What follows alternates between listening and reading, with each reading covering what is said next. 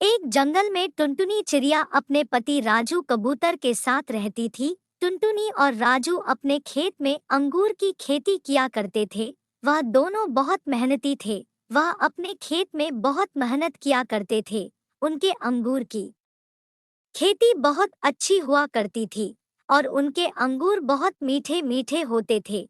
उसी जंगल में कालू कौवा और कल्लन कौवी पति पत्नी रहती थी। वह दोनों बहुत कामचोर, आलसी और लालची थे। वह दोनों से कोई मेहनत नहीं होती थी। उन दोनों को जो मिल जाता वही खा लेते थे। जब उन दोनों को अच्छा खाना खाना होता तो वह दूसरे के खेत में जाकर चोरी करके खा लेते थे। कालू जी, टुनी के खेत में बहुत सारे आम, मीठे मीठे अंगूर हो गए हैं। आपको तो पता ही है उनके खेत के अंगूर कितने स्वादिष्ट होते हैं। चलो आज उनके खेत के अंगूर खाते हैं।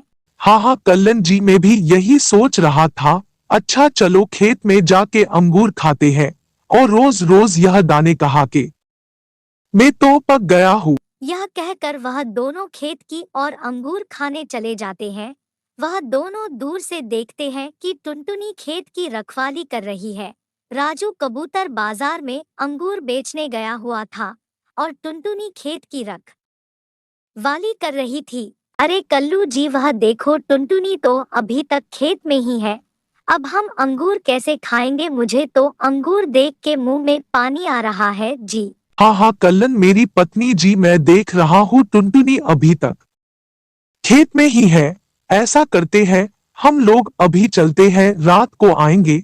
ये लोग रात को थोड़ी ना होंगे और हम दोनों खूब ढेर सारा अंगूर खाएंगे। ये कहकर वह दोनों घर वापस आ जाते हैं और रात होने का इंतजार करते हैं। जब रात हो जाती है तब टुनटुनी के खेत के पास आ जाते हैं और देखता है राजू कबूतर अपने खेत की रखवाली कर रहा होता है। अरे कल्लू जी, यह क्या दिन में टुनटुनी और रात में ये राजू कबूतर खेत की रखवाली कर रहे हैं? यह दोनों तो हमें चैन से जीने नहीं देंगे। इन दोनों को क्या जरूरत है दिन रात अपने खेत में पड़े रहने की? इन दोनों को और कोई काम नहीं है क्या? अरे कल्लन, ये जानते हैं कि हम इनके अंगूर चुराने के लिए पीछे पड़े हैं, इसलिए ये लोग दिन रात अपने खेत की देखभाल कर रहे हैं। कोई बात नहीं, मेरे पास एक अच्छा उपाय है। मैं एक काम करता हूँ, मैं राजू कबूतर के पास जाता हूँ और बिना बात का झगड़ा करता हूँ।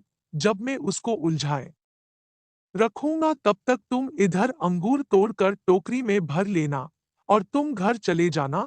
ऐसा कहकर कालू राजू के पास जाता है और ऐसा कहता है। राजू, तुझे और कोई काम नहीं है क्या? जब देखो तो अपने खेत में पड़ा रहता है। कोई काम कर लिया कर, बेशर्म कहीं का, आलसी कहीं का।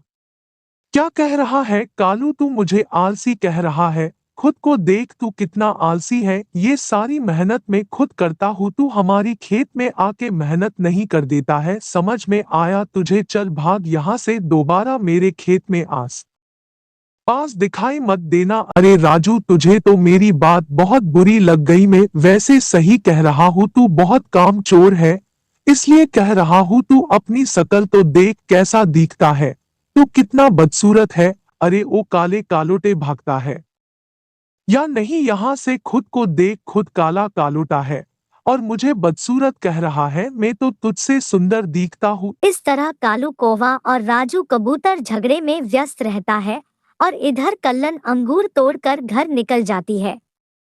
थोड़ी देर बाद कालू कौवा घर चला जाता है।